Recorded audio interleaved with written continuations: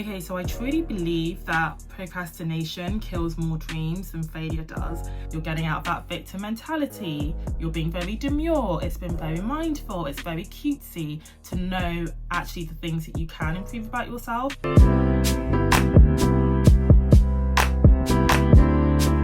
So if you're like me and you notice that time is going by each day, each year, but the only thing that's not moving is you, and the only thing that's not moving are your goals. The only thing that's not moving are literally the things that you promised yourself that you would do in order to achieve your dream life or achieve, the vision that you see for yourself, then this video is for you. I feel like as much as, I'm surrounded by people who are really proactively going after what they want to achieve, I sometimes can find myself in a state where I just don't feel like I'm taking those proactive steps to get there. Or I feel like I'll maybe have an idea of where I want to get and then I'm stuck with this vision here, but to actually go from here to there, it's another story. Or I might start and then I'll start and then I'll stop, which in the grand scheme of things, it doesn't even make any sense because you're not going to get to where you need to get to. And that leads me nicely onto tip number 1. So this is a trait that I found in myself so many times, and I have to really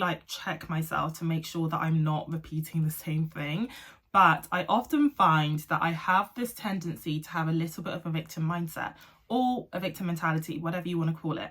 But basically, when I'm not getting the output that I desire, even though I'm not actually doing anything to, garner that output, I can get down on myself and I can feel like, why am I not achieving this?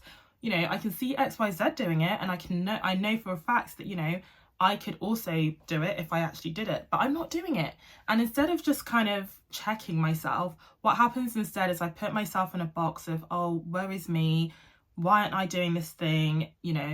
It's really sad, XYZ, that's why I'm not doing this thing. I'm passing the blame. I'm looking for something around me to basically shift the blame, when really and truly, if I was able to just take a quick minute and just, have that self-awareness to be like, actually, it could be down to maybe me. The only culprit here is me, because really and truly, we are all in charge of our own lives. As much as we want to blame other people, as much as we might want to say, I don't have the resources, or I just don't have the time, or whatever the excuse might be that's putting us into that victim mentality, I truly believe that there's a way out of that by just, having that self-awareness basically. Now, I don't know how you're going to get that self-awareness, but I can share what works for me.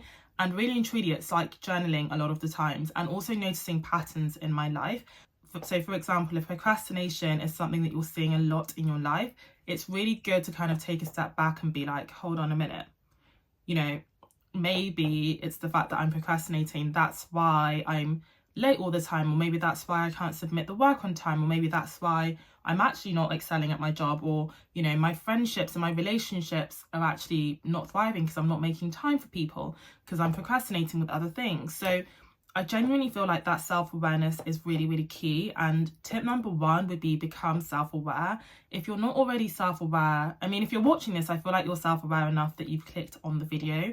But if you're someone who you think maybe you're not as self-aware as you could be, or maybe you have some blind spot, there's a number of things you can do to basically become more aware.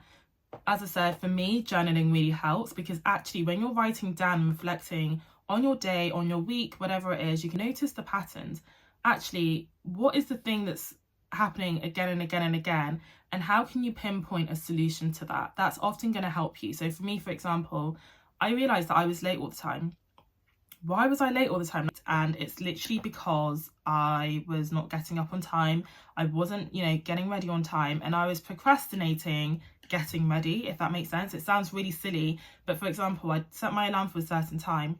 I'd snooze my alarm, so I would sleep in. That would then lead me to doing everything late and kind of behind schedule. So then I'd be rushing out my house and being late. So I noticed the pattern there, and I was like, okay, I need to make a real conscious effort to be on time, to try and at least be conscious of the fact that, people aren't getting mad because they're bad people, but I'm late all the time because I'm not organized and I'm procrastinating my time and pushing back things like, snoozing my alarm when I should just be getting up. So having that self-awareness for me was really, really important. And genuinely, it's good sometimes to kind of tell yourself about yourself and check yourself.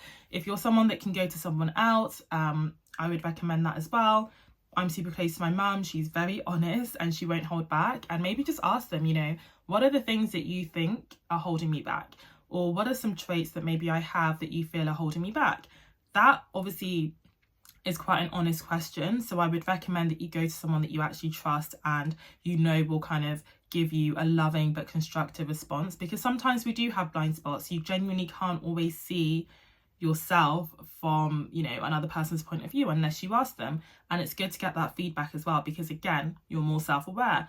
You're getting out of that victim mentality. You're being very demure. It's been very mindful. It's very cutesy to know actually the things that you can improve about yourself. And I think obviously please do this with caution. Don't go around asking every Tom, Dick and Harry. Like, really ask people that you trust, because what you don't want to happen is people are now all of a sudden giving you all of this stuff that you can improve on, and it's a bit overwhelming. So maybe ask a few people, get the top 3 to, if there's repeated things, that's, you know, really interesting for you, because it's a great place to start again. But yeah, become self-aware. Don't be an unself-aware babe. Like, it's actually not mindful, because it will affect your life more importantly, and also affect other people around you. Now, I'm one of those people, and I'm sure if you're watching this, you are too, where I would describe myself as multifaceted. Like, I want to do this thing at one time, I want to go here, I want to become this career, I want to do this career, I want to start this business, I want to start this, I want to do this, It can become a lot. And respectfully, you have one brain. As smart and as clever as your brain is, just even the anatomy and how it all works, it can only do so much at one time. So when you're overloading it with, you know, too many ideas and too many ventures, the only thing that's going to happen is it's going to be overwhelmed, and that overwhelm manifests as you not taking action, because there's too much to take action on. And it's like, where do I even start? I have seen this again, time and time again in my own life, where I'm like, I want to start this. Then I'll see something else and I'll be like, oh, I want to start this. Or I'll see something else and be like, oh, but let me start this. And it's very overwhelming. Even just talking, like, imagine all of that in your brain, but processing that as thoughts, it's a lot, and your brain can only do so much. So it's really good to be intentional with what you actually want in your life. And the only way that you can do that is really by doing one thing at a time. So do one thing at a time. That is tip number 2. Don't try and do everything all at once, because it's physically impossible, and it's really hard to split your attention and focus up into all these different things and expect that you're going to get kind of one outcome that's successful. I feel like, as much as people say try lots of different things at once, I actually think just try one thing at a go and fail quickly if you have to, right? But I do think focusing on one thing generally tends to help. So even with content creation, I'm always like, oh, I want to create content, but I'm overwhelmed because there's Instagram, there's TikTok, there's YouTube, there's, you know, I could have a website, there's a podcast, there's so many things, and it can just be too much to start at all of those things as beginners. So why not just choose one as a beginner? You know, YouTube, for example, start creating videos on there, see how that goes. Even if it's not successful, like, you've actually not lost anything. Once you put that to rest, or maybe you haven't because it's successful, then you can introduce the next thing, then you can do the next thing. But what happens when you're trying to do too much at once is either you're going to have bad quality work, or you're just not going to do it. So the question really is, are you lazy, or are you just overwhelmed because there's so much to do that it's causing you to kind of be frozen in that spot? So yeah, do one thing at a time, choose one thing to maybe tackle, give yourself a time frame, so at least you can have like a measurable output. And if it's not worked, great. If it has worked, great, move on to the next thing and then add it on that way. But do not try and do everything at once. It's going to be very painful, it's going to be difficult, and it's going to be really, really frustrating when you find that you're, you know, failing at all these things that you put your finger into. It's not because you're failing, it's because there's just too much to focus on. And everyone has like such limited capacity in what their brain can take, especially if you're working, you know, full time and something that you need to do kind of as a side hustle. It can be very, very difficult to fit all of that into the limited time that you have. So use the time wisely by focusing on one thing at a go. So this leads on to my next point, which is that you're not lazy, you just don't know what you want, genuinely. So I thought that I was quite a decisive babe. I thought I knew what I wanted. I thought that, you know, I had an idea again of what I wanted my life to look like. But if you asked me right now, describe it, you know, as in the life that you want, I would struggle to string it together in like probably 2 sentences, 3 sentences, because even though I have an idea of what I want, I don't actually know what I want. And so I'm actually overwhelming myself with this great big vision, with this great big idea of what I want my life to look like. And because I'm being overwhelmed by that vision, I can't actually break that off into different tiny segments and work backwards from that to take the necessary action.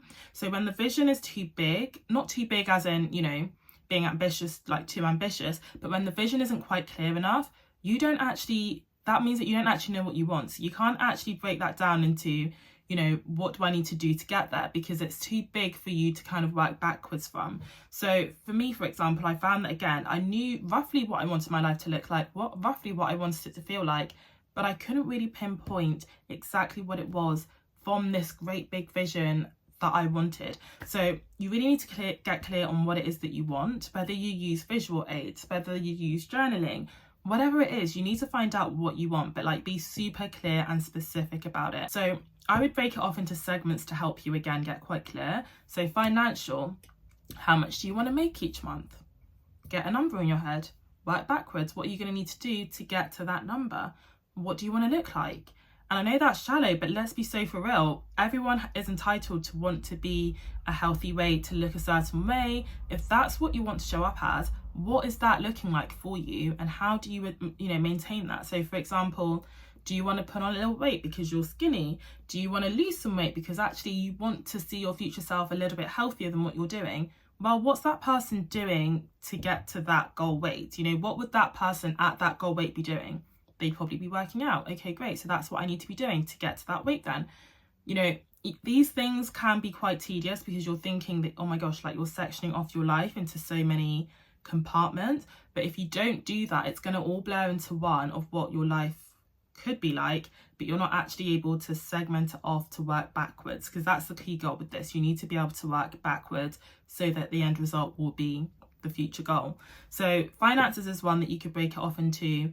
How you want to look is another. So that could be anything from personal style to, you know, the weight, how you want to look, you know, makeup, how do you want your makeup to look? It can also look like your relationships, being intentional with your relationships and knowing what you want your relationships to look like and to feel like. Even romantic partners, I feel like this is something that isn't discussed enough, but genuinely, how do you want to feel in that future relationship? How do you want your future husband to treat you? How do you want to be as a future wife? What are those qualities? Like, what does that look like, really? And just being able to be really clear on that is going to help you take the action today to become that. The last one that I can really think of that might be useful for some of you is actually, you know, what does this person think on a daily basis? Because I really genuinely believe that your thoughts do lead to your actions. So is this person a positive person? You need to know what kind of thoughts that person's having and start thinking them now and start taking that action now so that you can become that person in future. Last and my final point is going to offend some of you because it kind of offended me when I was doing this video, but you're going to have to get up and do it. You're going to have to get up and actually do what you say you're going to do. And all the stuff that we've talked about, so even point one of, you know, knowing that you're not suffering from victim mentality, you're going to have to actually take action to get out of victim mentality. So like whether that's journaling, whether that's, you know, just acknowledging patterns, you're going to have to put in the work to basically become more self-aware. You know, with the second point about being multifaceted, you're going to have to choose one thing to commit to for a time frame to see if it's working or not. You can't do everything at once, but you're going to have to choose just the one. So you might have 5 different ideas, whatever.